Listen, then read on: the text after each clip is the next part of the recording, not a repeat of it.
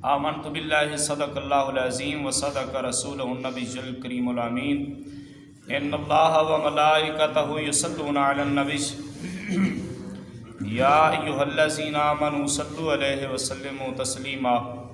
पढ़िए सलातो वस्सलामु अलैका या सय्यदी या रसूलल्लाह, सलातो अलैका या सय्यदी या हबीबल्लाह, सलातो वस्सलामु अलैका या सय्यदी या रहमतल लिल आलमीन व अला आलिका व सहाबिका या सय्यदी या खातमुन नबिय्यीन। अल्लाह रब्बुल इज़्ज़त ने कुरान मजीद में इरशाद फरमाया, यहाँ से उन यहूदियों की बात हो रही है जो बग़ैर कुछ पढ़े लिखे दूसरे उलमा अपने जो उनके थे उनकी बातों पे यकीन करते थे। अल्लाह फरमाता है उनमें से कुछ अनपढ़ हैं कि जो किताब को नहीं जानते मगर ज़बानी पढ़ लेना, या कुछ अपनी मन गढ़त और निरे गुमान में हैं। तो ख़राबी है उनके लिए जो किताब अपने हाथों से लिखते हैं फिर कह देते हैं कि ये अल्लाह की तरफ से आया है और उसके इवज़ थोड़े दाम हासिल करते हैं। तो ख़राबी है उनके लिए उनके हाथों के लिखे हुए से, और ख़राबी है उनके लिए जो वो कमाते हैं।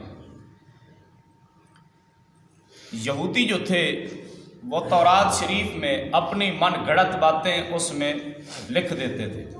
उनके जो उलमा थे तो अपने अनपढ़ यहूदियों से ये कहते थे कि ये हमने नहीं बल्कि ये अल्लाह की तरफ से आया है।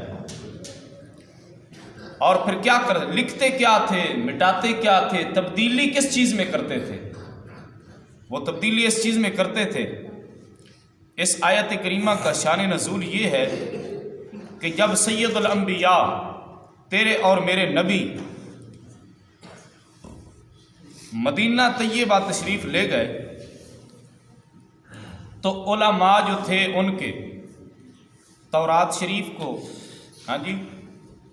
उन्होंने बदल दिया और उनके यहूदियों को अंदेशा हो गया कि उनकी रोज़ी रोटी बंद हो जाएगी।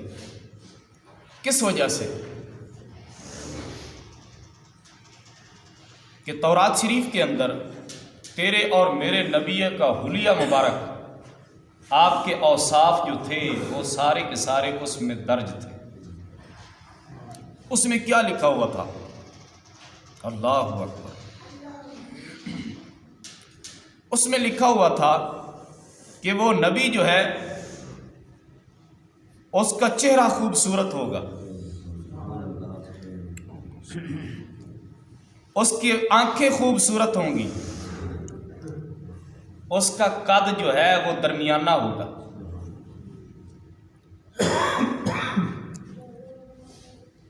तो उन्होंने क्या कहा?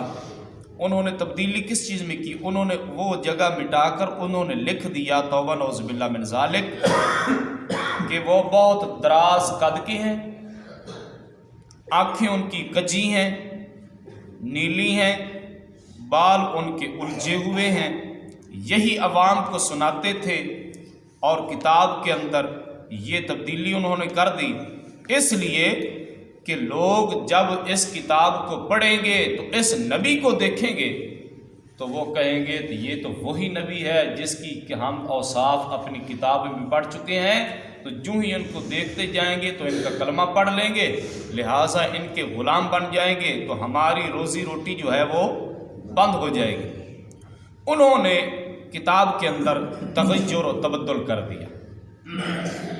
तो वो कौम तो गुज़र चुकी है, लेकिन आज के जो लोग हैं, कुछ एक फ़िरका है जो इसी बात पे तुले हुए हैं। हम कहते हैं कि नबी नूर हैं, वो कहते हैं जी नूर नहीं है, वो बशर है। हम कहते हैं कि अल्लाह ने उनको नूरन अला नूर बनाकर भेजा है, वो कहते हैं नहीं, वो हमारे जैसा आदमी ही है। भाई जो हुजूर को नूर ना माने वो भी काफिर है, जो बशर ना माने वो भी काफिर है। जो हुजूर को नूर ना माने वो भी کافر ہے کیونکہ وہ قرآن کا انکار کر رہا ہے. قد جاءکم من اللہ نور، اللہ فرماتا ہے میری طرف سے تمہارے پاس نور آ گیا. وہ نور کون ہے؟ تیرے اور میرے نبی کی ذات ہے. جو حضور کو نور نہ مانے وہ بھی کافر ہے، جو بشر نہ مانے وہ بھی کافر ہے. نور مانیں گے تو نور علی نور مانیں گے، بشر مانیں گے تو افضل البشر مانیں گے. سبحان اللہ. ہم حضور کو نور بھی مانتے ہیں اور بشر بھی مانتے ہیں. بشر کس لحاظ سے مانتے ہیں؟ بشر مانتے ہیں افضل البشر. حضور نے بشر کیوں کہا اپنے آپ کو؟ قل انما انا بشر مثلکم. سرکار نے فرمایا میں تمہارے جیسا ہی تو ہوں. وہ کس لیے فرمایا تھا؟ وہ اس لیے فرمایا کہ جب یہودیوں نے حضرت عزیر علیہ السلام کو دیکھا کہ وہ معجزے دکھاتے ہیں، تو اور حضرت عیسیٰ علیہ السلام کو جب نصرانیوں نے دیکھا کہ وہ معجزے دکھاتے ہیں، کبھی مردے کو زندہ کر دیتے ہیں، کبھی کوڑ والے کو ہاتھ لگاتے ہیں وہ ٹھیک ہو جاتا ہے، کبھی نبینے کو آنکھیں دے دیتے ہیں، تو انہوں نے یہودیوں نے کہا وقالت الیہود عزیر ابن اللہ. تو یہودی کہنے لگے یہ نبی نہیں، یہ اللہ کا بیٹا ہے، یہ اللہ کا بیٹا ہے. تو عیسائی بھی یہ کہنے لگے کہ یہ اللہ کا بیٹا ہے. تو نبی پاک سرکار کیونکہ ان نبیوں کو معجزے مختصر دیے گئے تھے، تیرے اور میرے نبی کو اللہ نے سر مبارک کے بالوں سے لے کر پاؤں مبارک کے ناخن مبارک تک اللہ نے سارے کا سارا سراپا معجزہ بنا کر بھیجا. سبحان اللہ. تو حضور جس چیز کو ہاتھ لگاتے وہ سونا بن جاتی. پانی میں ہاتھ رکھتے تو وہ پانی 5 انگلیوں سے پانی کے چشمے جاری ہو جاتے. اپنا لعاب دہن مبارک صدیق اکبر کی ایڑی پہ لگاتے ہیں تو وہ ٹھیک ہو جاتی ہے. حضرت عبداللہ کی پنڈلی ٹوٹ گئی، سرکار علیہ السلام نے پنڈلی پہ اپنا لعاب دہن مبارک لگایا تو وہ شیروں کی طرح چلنے لگ گئے. اور حضرت جابر کے گھر جب گئے تو آٹا تھوڑا تھا، سالن بھی تھوڑا تھا، سرکار نے اپنا لعاب دہن مبارک ڈالا تو کئی سو صحابہ کھا گئے لیکن کھانا ختم نہیں ہوا. تو سرکار علیہ السلام کے سامنے جانوروں نے سرکار کو کہا کہ یہ اللہ کے آخر الزمان نبی ہیں. درختوں نے گواہی دی، جانوروں نے گواہی دی، ہر چیز نے گواہی دی. بلکہ ایک تو یہودی آیا اور کہنے لگا کہ یہ درخت جو ہے یہ کھجور کی ٹہنی، اگر یہ گواہی دے دینا کہ آپ اللہ کے نبی ہیں تو میں آپ کا کلمہ پڑھ جاؤں. سرکار نے فرمایا پکی بات ہے. کہتا ہے یا رسول اللہ پکی بات ہے. بیٹھ گئے.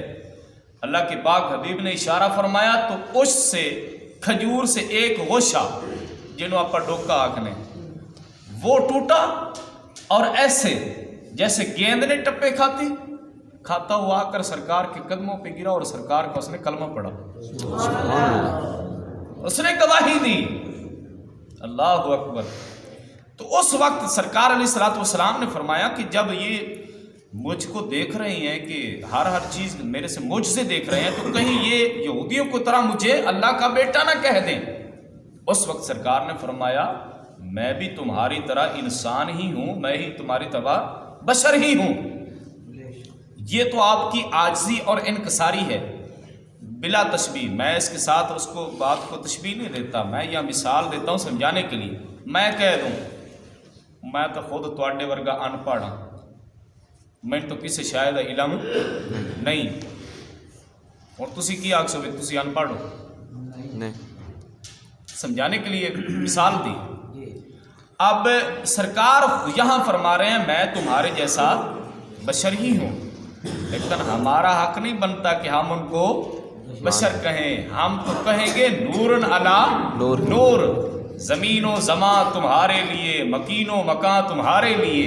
ہم آئے یہاں تمہارے لیے، اٹھیں گے وہاں تمہارے لیے. سبحان اللہ. یا رسول اللہ، اللہ تبارک و تعالیٰ نے ہر چیز جو ہے وہ آپ کے لیے بنائی ہے. اس لیے وہ یہودی تھے جو سرکار علیہ السلام کی نعت آپ کے اوصاف کو تبدیل کرتے تھے.